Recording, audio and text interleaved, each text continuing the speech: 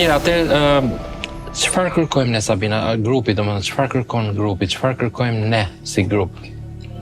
Po, Çfarë është ajo që ne duam të bëjmë? Neve në kërkojmë vazhdim? atë që tashmë e Flasim kemi... gjithmonë për instrumentistët dhe për njerëzit që ndoshta Adela mund ta ceki çik më tepër ose mund të jetë pak më ndjeshme në këtë gjë, dhe Elvini, sepse çfarë kërkojmë ne? Domethënë kërkojmë njerëz, kërkojmë adhurues, kërkojmë që të jenë më të gatshëm apo Po, instrumentistët, neve sa më shumë aq më mirë të kemi.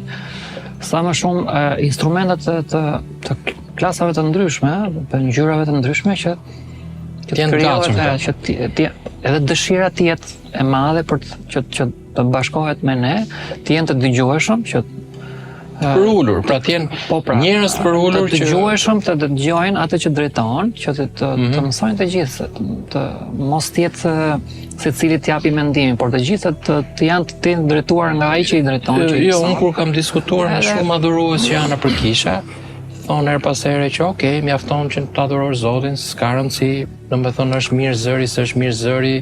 Sa e rëndësishme është kjo Adela? Domethënë duhet me marrë çik seriozisht.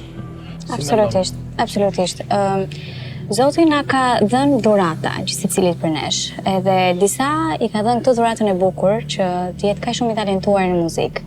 Mund të jetë shumë, mund të jetë pak, por pjesa që ne duhet të punojmë për t'i dhënë Zotit më të mirën, për mua është një nga pikat kyçe për t'u rritur në shërbes, sepse nuk mjafton që fjalët që duam t'i themi Zotit edhe adhurimi i pastër me gjithë zemër. Sigurisht Perëndia e di këtë gjë.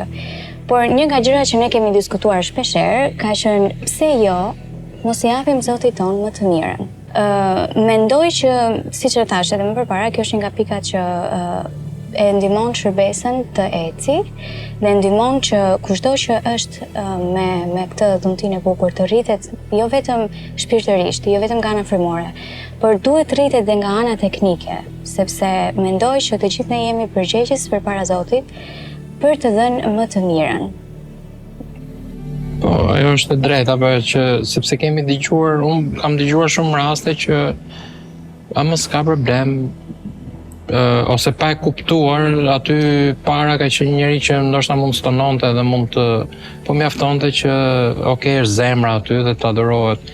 Okay, kjo nuk mjafton, apo jo Sabina, nuk. Të gjithë jemi adhurues, sepse në Bibël thuhet sigurisht me jetën tonë. Me jetën tonë, Perëndia po kërkon adhurues që adhurojnë në frymë dhe në të vërtetë. Të gjithë jemi adhurues. Mirë, po siç e tha dhe Adela, jo të gjithë kanë dhuratën e të kënduarit ose të luajturit në një instrument. Prandaj ajo që neve kërkojmë është njerëz që janë të gatshëm në radhë të parë, që të sakrifikojnë nga koha e tyre, nga jeta e tyre, sepse është një projekt që do kohë. Minimalisht 3-4 muaj, duke u takuar pothuajse 2-3 herë në javë, mbas orarit të punës, sepse gjithë secili për nesh punon. Pra të ketë dëshirë për të sakrifikuar, për ta ndarë mendje që po, unë do t'jap kontributin tim, dhuratën që Perëndia më ka dhënë mua për këtë gjë, dhe e dyta, dëshira për të dëgjuar njëri tjetrin. E përmendi dhe Elvini, e përmendi dhe Adela. Tani secili prej nesh ka këtë dhuratë, hajde ta sillim së bashku, por kjo dhuratë është e rëndësishme, sepse neve në këtë stad ku jemi, nuk duam të kalojmë kohë dhe të harxojmë kohë që të fillojmë në hapat e parë që të mësojmë se të këndojmë, të mësojmë që të mos stanojmë këtu, ose të fillojmë me bazat e para të luajturit të instrumentit, sepse në këtë fazë ku neve jemi, është për të mbledhur në një nivel të caktuar dhe për të dhënë kontributin në këtë kohë që është pak e shkurtër. Patjetër.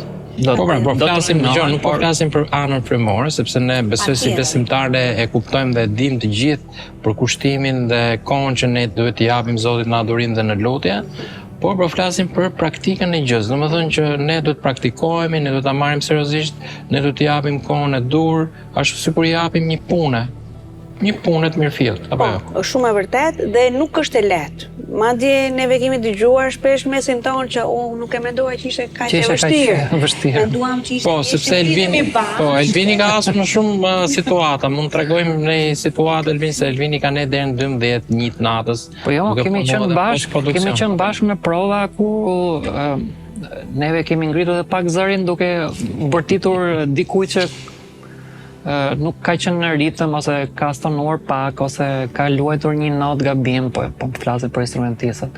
Edhe duke i dëgjuar të gjithë në harmoni, pastaj aty kënaqësia ime ka qenë gjithmonë kur i dëgjoja të gjithë bashkë që këndonin edhe bënin atë që ishte kërkuar për të bërë.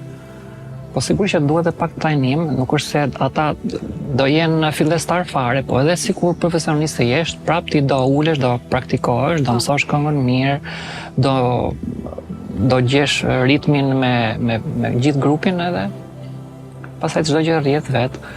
Pra ajo çfarë ne kërkojmë që ta përmbledhim shkurtimisht, ne duam njerëz që të jenë gati në adhurim, domethënë si këngëtar ashtu dhe instrumentista. Edhe sigurisht që edhe sigurisht që neve ata që do shprehin dëshirën për të bashkuar, neve do kemi edhe audicion për të zgjedhur më të mirët, sepse neve duam të bëjmë diçka shumë të mirë.